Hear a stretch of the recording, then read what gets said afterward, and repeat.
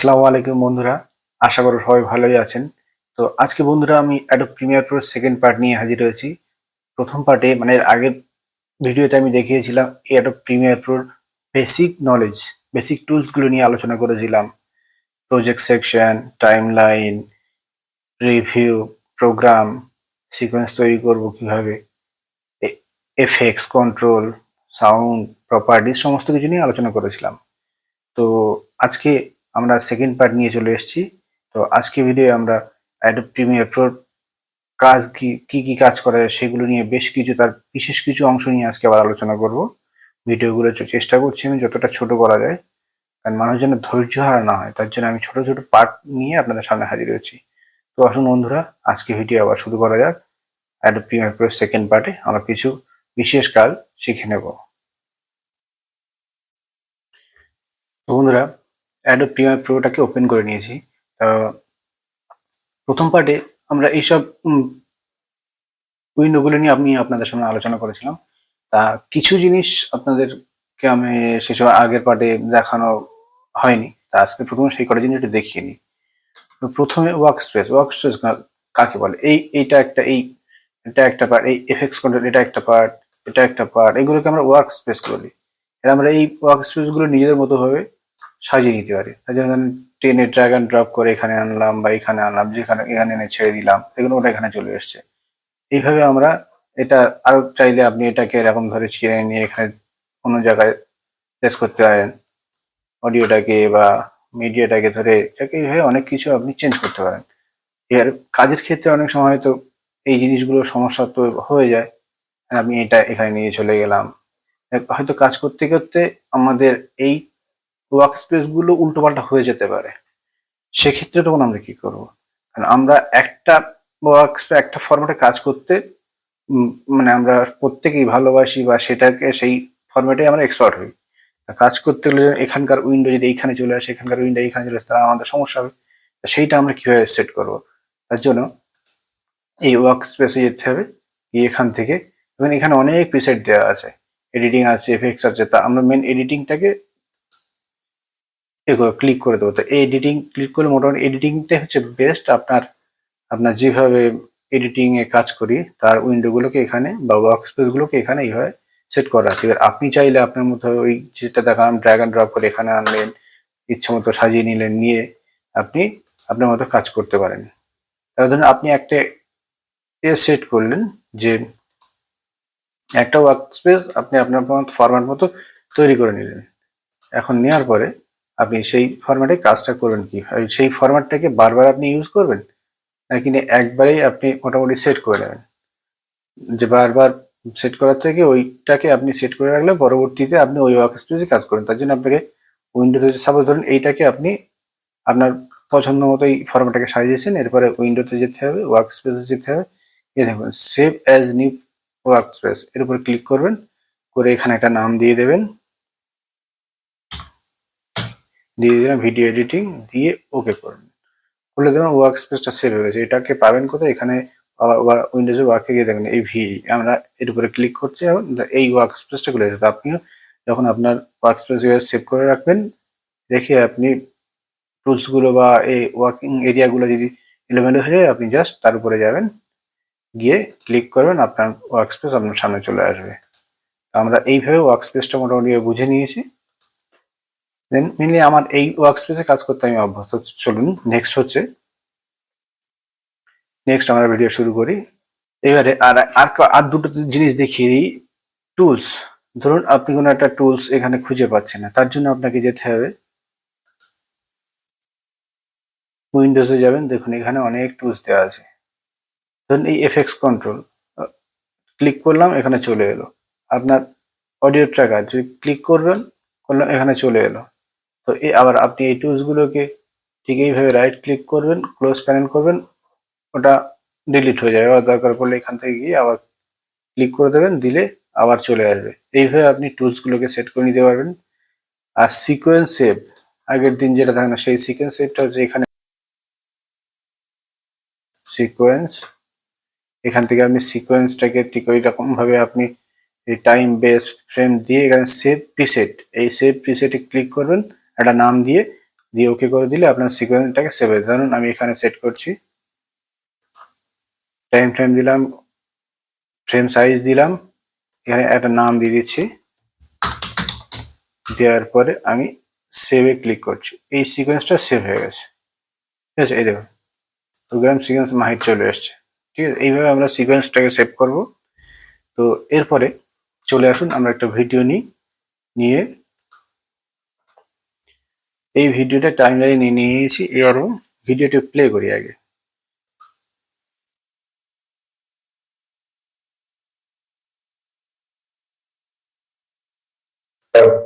দেখতে পাচ্ছেন বন্ধুরা, এইখান থেকে আপনি দেখতে পাচ্ছেন আমার ভিডিওর অডিও শুরু হচ্ছে, মানে এই যে পার্টটা আছে এটা কোনো কাজের নয়। আর সেম এখান থেকে এই পার্টটা আমাদের পুরো কোনো কাজের না, জাস্ট আমার এই পার্টটা আমার দরকার আছে। এইবারে আমরা কি করব, এই পার্টটাকে আমরা কিভাবে ডিলিট করব। ডিলিট করার অনেক প্রসেস আছে। প্রথমে একটা হচ্ছে আমরা এখান থেকে রেজার টুল দিয়ে বা টাইপ কিবোর্ড থেকে সি প্রেস করে এখানে গিয়ে ক্লিক করে দেবো, এদিকে এখানে ক্লিক করে দেবো, দিলে দেওয়ার পরে ভি প্রেস করে সিলেকশন টুলস নিয়ে এটাকে সিলেক্ট করে ডিলিট করে দেবো, এটাকে ডিলিট করে দেবো। এইভাবে আমরা ডিলিট করতে পারি। আবার তারপর এই অংশটাকে ফিল করার জন্য রাইট ক্লিক করব, রিপিল ডিলিট করে দিলাম, দেখুন সে ফিল হয়ে গেল। তা এইভাবে আমরা ফিল করে দিতে পারি, ডিলিটও করতে পারি। আরো একটা প্রসেস আছে, সেটা হচ্ছে আমরা মাউসটাকে টাইমলাইনের উপরে নিয়ে যাব, গিয়ে জাস্ট চেপে ধরে এগিয়ে নিয়ে যাব, দেখুন কেটে গেল। ঠিক এদিক দিয়েও মাউসটাকে চেপে ধরে নিয়ে চলে আসবো, দেখুন যতটুকু আমাদের আছে ভিডিও দরকার ছিল ঠিক তত। আসসালামু আলাইকুম বন্ধুরা, আশা করি সবাই ভালোই আছেন। তো আজকে আবার একটা নতুন বিষয় নিয়ে আপনাদের সামনে হাজির হয়েছি। চলুন সাউন্ডটাকে আমরা বন্ধ করে দেবো, কারণ সাউন্ড আমাদের এই মুহূর্তে সাউন্ড দরকার নেই, তাই জন্য আমি মিউটে ক্লিক করবো, বলে সাউন্ড বন্ধ হয়ে যায়। এবারে আবার সেম এই ভিডিওটাকে যদি আমি বাড়াতে যাই, ঠিক এইভাবে পুনরায় টানবো, ওর পজিশনে চলে যাবে। এটাও সেম, দেখুন এইভাবে আমরা ট্রিম করতে পারি। আবার কি আছে যে দেখুন আর কটা ফুটেজ এখানে নিয়ে নিই আগে। হ্যাঁ, এবার দেখুন আমরা আরো দুটো তিনটে ফুটেজ এখানে নিয়ে নিলাম। এবারে আমাদের কিছু কিছু পার্ট ধরুন কেটে বাদ দিতে হবে, তার জন্য কি করব, ধরুন এখান থেকে আমার এতটা দরকার নেই বা এখান থেকে এটা দরকার নেই, তার জন্য আমরা এখানে গিয়ে ধরুন মাউস পয়েন্টারটা রাখলাম, রাখার পরে আমরা কিবোর্ড থেকে কিউ প্রেস করব, দেখুন কিউ প্রেস করেছি, ওটা কেটে বাদ চলে গেছে। আবার যদি আমার এখান থেকে এই পার্টটা দরকার না থাকে, তাহলে ঠিক সেম একই এখান থেকে গিয়ে আমরা কিবোর্ড থেকে ডাব্লিউ প্রেস করবো, বলেছি দেখুন কেটে চলে গেল। তো এইভাবে আমরা ট্রিমটাকে মানে কাটাটাকে আমরা দুই তিন রকম ভাবে কাটতে পারি। তো যেটা সুবিধা হবে, আপনি যেভাবে কাজ করতে সুবিধা হবেন সেইভাবে আপনি এখান থেকে কাটিং করে নেবেন। তো এটা গেল কাটিং। এরপরে আছে ধরুন এইটাকে আমি টানছি আনলিঙ্ক, মানে লিঙ্ক হয়ে আছে, যখন এটাকে টানছি তখন অডিও ভিডিও দুটো একসঙ্গে চলে আসে। এর জন্য আমরা কি করব,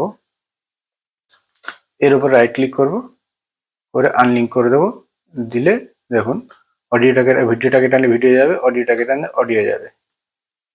এইভাবে আমরা আনলিঙ্ক করতে পারি। আবার এখানে একটা পয়েন্ট আছে, দেখুন এটাকে আমরা বলবো লিঙ্ক সিলেকশন। এইটা যখন অন থাকবে, এবারে আমরা টোটাল টাইমলাইনটাকে সিলেক্ট করে নেব, নেওয়ার পরে এই যে লিঙ্ক সিলেকশন এইটাকে অন করে দিয়ে এবার যদি আমরা দেখুন মাউস দিয়ে টানলে পুরোটাই একসঙ্গে লিঙ্ক হয়ে আছে, আমরা যেদিকে মাউস দিয়ে টানবো দেখুন অডিও ফাইল ভিডিও ফাইল সব একসঙ্গে চলে যাবে। এবার যদি আবার এটাকে বন্ধ করে দিই, তাহলে দেখুন বন্ধ করে দেওয়ার পরে আমরা যেটাকে ধরে টানছি সেটা এগিয়ে যাচ্ছে। এইভাবে আমরা লিঙ্ক আনলিঙ্ক করবো। এবার আরেকটা জিনিস আছে, এইটাকে আমরা স্ন্যাপ ইন টাইমলাইন, এটাকে আমরা কিভাবে ইউজ করব। ধরুন এটা অফ করা আছে, থাকলে আমরা এটা যখনই কোনো ভিডিও আরেকটা ভিডিওর উপরে দেখুন নিয়ে যাচ্ছি, তখন সে অটোমেটিক মানে কাছে নিয়ে গেলে তার মতো যেভাবে নিয়ে যাবে সেইভাবে সে আরেকটা ভিডিওর উপরে উঠে চলে আসে। কিন্তু এটাকে যখন আমরা অন করে দেবো, এটাকে এক চুম্বকের কাজ করে। এটাকে যখনই যখন ওই ভিডিওর কাছে নিয়ে যাচ্ছে, অটোমেটিক চুম্বকের মতো, ম্যাগনেটের মতো দুটোর কাছে মানে গ্যাপ যেটা, সেটাকে ফিল করে নিচ্ছে। তা আমরা ভিডিও এডিটিং এর সময় সবসময় এই ম্যাগনেট বা স্ন্যাপটাকে অন করে রাখবো, তাতে আমাদের ভিডিও ফুটেজ সঠিকভাবে ম্যাগনেটিক হয়ে যাবে বা একটার সঙ্গে আর একটা জুড়ে যাবে। এবার না হলে এইটাকে অন করা থাকলে এই ভিডিওটাকে ধরে আরেকটার উপর ভিডিও টেনে দিলে নিচের যে ভিডিওটি থাকবে সেটা ট্রিম হয়ে যাবে। তো এইভাবে আমরা ম্যাগনেটের ইউজ করব। এরপরে আছে কিছু ফুটেজ ডিটেলস। দেখুন, ফুটেজ ডিটেলস বলতে এই নাম,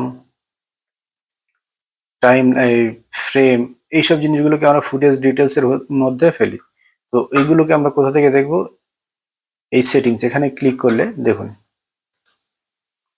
এখানে আমরা যদি এটাকে থাম্বনেল বা ভিডিও থাম্বনেল, তা আমরা যে ভিডিও থাম্বনেলটাকে অফ করে দিই, দেখুন অফ হয়ে গেছে। আবার এখান থেকে আমরা অন করে দেবো, অন হয়ে যাবে। এখান থেকে আমরা কি ফ্রেম আছে, কি ফ্রেমটাকে অফ করে দিলে কি ফ্রেম অফ হয়ে যাবে। সেম আবার এখান থেকে কি ফ্রেমটাকে অন করে দিলে আমার কি ফ্রেম চলে আসবে। এইভাবে আমরা ফুটেজ ডিটেলস আমরা এখান থেকে এইভাবে পেয়ে যাব।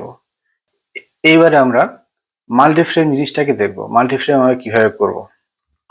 মাল্টিফ্রেম করতে ধরুন প্রথমে আমরা সাউন্ডগুলোকে অফ করে দিই, কারণ সাউন্ডগুলোর আমাদের কোনো প্রয়োজন নেই এখন। অফ করে দিলাম, দেওয়ার পরে এর সঙ্গে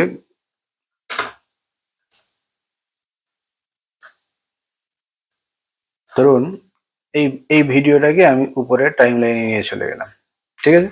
দেখুন, যখন এই ভিডিওটাকে উপরে নিয়েছি, তাহলে যেটা আগেও বলেছি যে একটা ভিডিওর উপরে আরেকটা ভিডিও চলে গেলে, একটা বইয়ের উপরে আরেকটা বই চাপা দিলে যেমন নিচের বইটা দেখা যায় না, সেম একই জিনিস এখানে একটা ভিডিওর উপর আরেকটা ভিডিও তুলে দিলে তখন নিচের ভিডিওটা দেখা যায় না। এখন আমরা এখান থেকে এই দুটো মাল্টি ফ্রেম যেটাকে বলে, মানে মাল্টি ফ্রেম কিভাবে করবো, মানে একই স্ক্রিনে দুটো ভিডিও বলবো, একাধিক ভিডিও কিভাবে দেখবো। তো তার জন্য প্রথমে এই ভিডিওটাকে একটু সাইড করে দিই, দিয়ে এই ভিডিওতে চলে আসি। আসার পরে দেখুন এখানে ক্লিক করব, করলে ট্রান্সফর্ম জিনিসটা দেখতে পাচ্ছি। এখন এই ট্রান্সফর্মটা যদি আমরা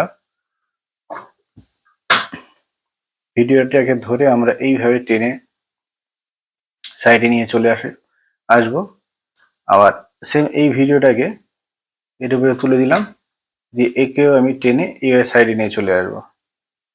এখানে ভিডিওগুলো কেটে যাচ্ছে, তার জন্য আমরা কি করব, সেম আর এই ভিডিওটাকে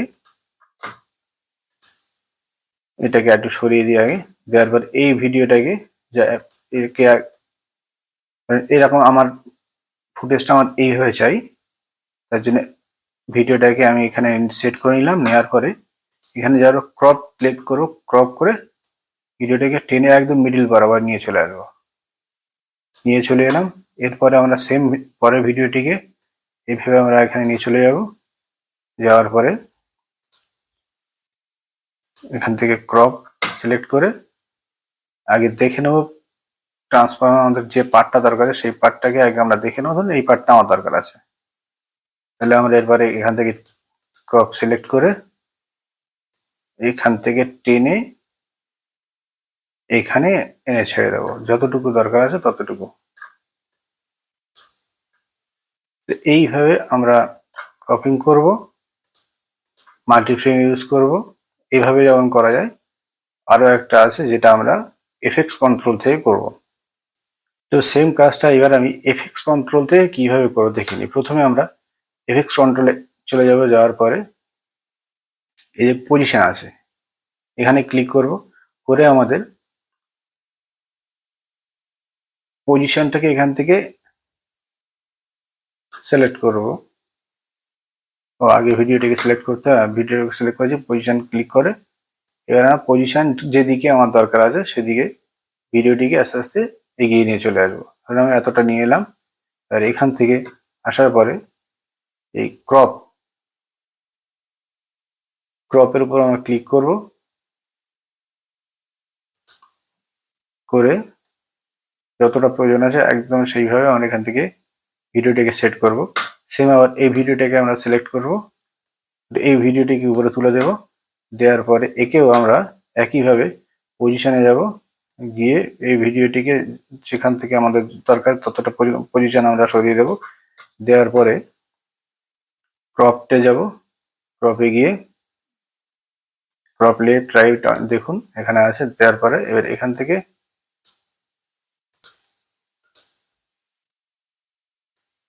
যে পার্টটা যতটা কাটা দরকার আমরা এইভাবে ক্রপ করে মাল্টি ফ্রেম একসঙ্গে আমরা সেট করতে পারবো। এখান থেকে চাইলে আপনি আরো কিছু করতে পারবেন, যেমন স্কেল আপনি কমানো বাড়ানো সেটাও আপনি এখান থেকে করতে পারবেন। এখানে ক্লিক করে দেখুন আপনার স্কেল বাড়ানো কমানো সবকিছু আপনি এখান থেকে করতে পারবেন।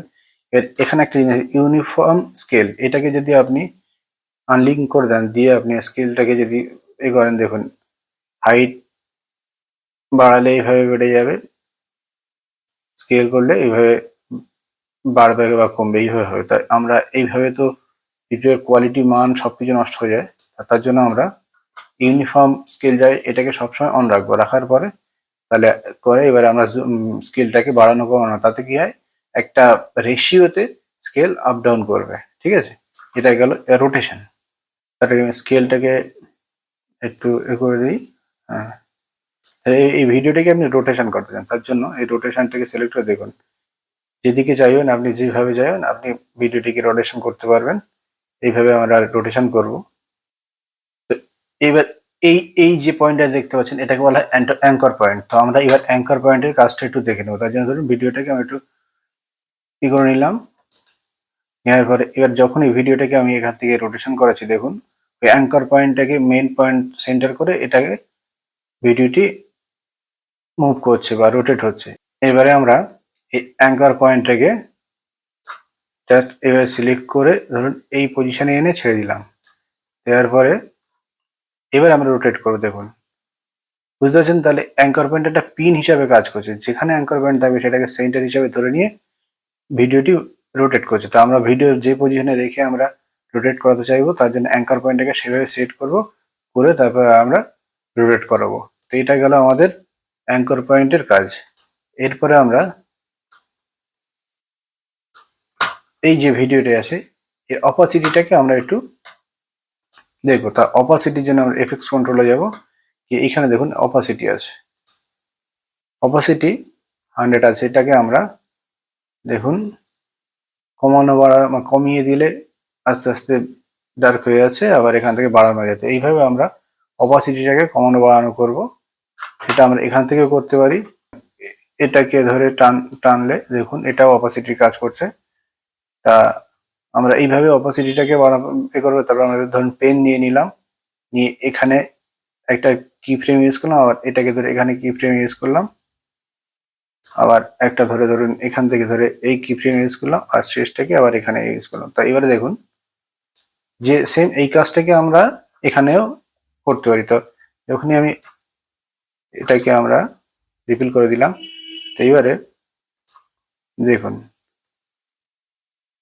যেখানে যেখানে ডাউন করে সেখানে কমে যাচ্ছে, যেখানে যেখানে আপ করে সেখানে বেড়ে যাচ্ছে। এইভাবে আমরা এখান থেকেও আপনার অপাসিটি বাড়ানো কমানো করতে পারবো। যে কটা আমরা পয়েন্ট নিয়েছি দেখুন এখানে সে কটা কি ফ্রেম চলে আসছে। তো এইভাবে আমরা অপাসিটি কমানো বাড়ানো করব। কি ফ্রেম জিনিসটা এবারে নিশ্চয়ই বুঝতে পেরেছেন। কি ফ্রেম নিয়ে পরবর্তীতে আরো ডিটেলস আলোচনা করব। তারপর ধরুন এর উপর আমরা একটা লোগো অ্যাড করব। লোগোটাকে কিভাবে অ্যাড করব, তো আসুন সেটা দেখে নিই। তো প্রথমে আমরা আমাদের টাইম লাইনের উপরে কি ফ্রেম এই লোগোটা নিয়ে চলে আসবো। আসার পরে ধরুন এই যে লোগোটা নিয়ে এসছি, এই লোগোটাকে আমরা চাই এখান থেকে মুভ করতে করতে এখানে আসবে। তার জন্য আমরা কি করব, আমরা পজিশনে যাব, যাওয়ার পরে এখান থেকে এবারে আপনি এখান থেকে টেনেও করতে পারেন। ধরেন এইরকম পজিশনে লোগোটা আমার এইখানে চলে আসবে। তার আগে লোগোটা এটাকে আমি আর একটু বাড়িয়ে দিই, ভিডিওর শেষ পর্যন্ত দিয়ে দিই, জাস্ট দিয়ে দিলাম। আমার যে এই পজিশনে এসে লোগোটা আমার এখানে চলে যাবে। তার জন্য এখানে একটা কি ফ্রেম নিয়ে নিলাম, নেওয়ার পরে ঠিক এইভাবে টেনে আমরা এটাকে এই পজিশনে ছেড়ে দেবো। তো এবারে দেখুন ঠিক এরকম জায়গায় এই পজিশনে এসে লোগোটা আমার ওইদিকে চলে আসে। এবার যদি আমি আরো স্লো নিয়ে যেতে চাই, তাহলে আমরা এই পয়েন্টটাকে বা এই ফ্রেমটাকে ধরে দূরে নিয়ে চলে যাব। দেখুন স্লো স্লো যাচ্ছে। এর যদি আমি আরো ফাস্ট করতে চাই তাহলে এটাকে ঠিক টেনে আরো কাছে নিয়ে চলে আসবো, দেখুন আরো ফাস্ট ফাস্ট হয়ে যাবে। তো এইভাবে আমরা লোগোটাকে অ্যানিমেশন করাবো। তারপর ধরুন এই লোগোটাকে আমরা রোটেট করাবো, তার জন্য আমরা রোটেশনে যাব, যাওয়ার পরে এখানে একটা কি ফ্রেম অ্যাড করে নেব। নেওয়ার পরে ধরুন এই যে পজিশন পর্যন্ত রোটেট করা সেখানে চলে যাব, গিয়ে এখানে কি ফ্রেম অ্যাড করবো, করে রোটেশনটাকে আমরা যতটা দ্বারা সেভাবে আমরা রোটেশন বাড়িয়ে দেবো। এবারে দেখুন রোটেট করতে করতে আমার লোগোটা ওখানে চলে গেল। তো এরপর এইভাবে আমরা রোটেশন বা একটা লোগোকে প্লেস করব, অ্যানিমেশন করাবো। তো এইভাবে মোটামুটি আমরা সেম কাজ আমরা এই ভিডিওটার উপরেও করতে পারি। এই ভিডিওটাকে সিলেক্ট করব, এটাকে আমরা রোটেট করতে চাইলে রোটেশনের উপর ক্লিক করব, করে কি ফ্রেম অ্যাড করব, কি ফ্রেমটাকে ধরে নিয়ে চলে সাইডে নিয়ে চলে আসলাম, এখানে অ্যাড করালাম। তারপর এখান থেকে এই পজিশনে গিয়ে ভিডিওটা রোটেট হবে, তার জন্য এখানে আরেকটা কি ফ্রেম দেবো, দেওয়ার পর রোটেশনটাকে ঠিক এইভাবে রোটেশন সেট করে নেবো। এবারে দেখুন বুঝতে পারছেন, এইভাবে আমরা ভিডিও বলুন, ছবি বলুন, লোগো, যে কোনো জিনিসকে এইভাবে আমরা রোটেট করতে পারবো বা অ্যানিমেশন করতে পারবো। তা এইভাবে আমরা মোটামুটি ভাবে অ্যানিমেশন করব। এবং আজকে আমরা অ্যাডোব প্রিমিয়ার প্রোর বেশ কিছু বেসিক জিনিস যেগুলো আমাদের কাজ করতে লাগে, যেগুলো আমরা করবো, যেমন ট্রিম করা, আনলিঙ্ক করা, ফুটেজ ইনফরমেশন, মাল্টিফ্রেম কিভাবে করব, ট্রান্সফর্ম কিভাবে করব, এফএক্স কন্ট্রোল কিভাবে কাজ করবে, অ্যাঙ্কর পয়েন্ট, অপাসিটি, এগুলো সব প্র্যাকটিক্যালি আজকে আমরা দেখে নিলাম। তো বন্ধুরা এইভাবে মোটামুটিভাবে আমরা একের পর এক ভিডিও নিয়ে প্রিমিয়ার প্রোর একের পর এক ভিডিও আপনাদের সামনে তুলে ধরবো, যাতে খুবই সহজে প্র্যাকটিক্যালি আপনারা ভিডিও এডিটিংটি করতে পারেন। তো আজকে ভিডিও এই পর্যন্ত।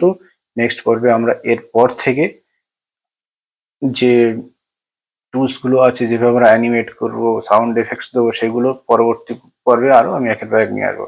তো আজকে ভিডিও এই পর্যন্ত। আশা করি ভালো থাকবেন। ধন্যবাদ বন্ধুরা।